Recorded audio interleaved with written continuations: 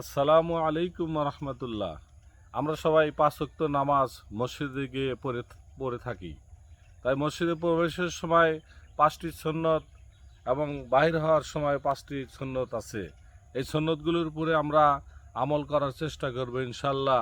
সুন্নতগুলো হলো প্রথম বিসমিল্লাহ বলা এবং দরুদ শরীফ পড়া, দোয়া পড়া, ডান পাও দিয়ে প্রবেশ করা এবং ইত্তেকাফের নিয়ত করা। আর বাহির হওয়ার সময় বিসমিল্লাহ বলা, দরুদ শরীফ পড়া, বাম পাও দিয়ে বাহির হওয়া এবং ডান পায়ে জুতা পরিহিত করা। এই 10টি সুন্নতের উপরে যদি আমরা প্রতি ওক্তে যদি এই সুন্নতগুলোর আমল করি, অনেক সওয়াব।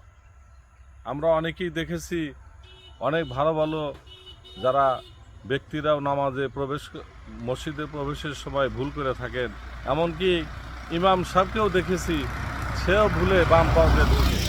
তা আমরা ইনশাল্লাহ চেষ্টা করব এই ভুলগুলো যেন আমাদের দ্বারা না হয়। আসসালামু আলাইকুম রহমতুল্লাহ।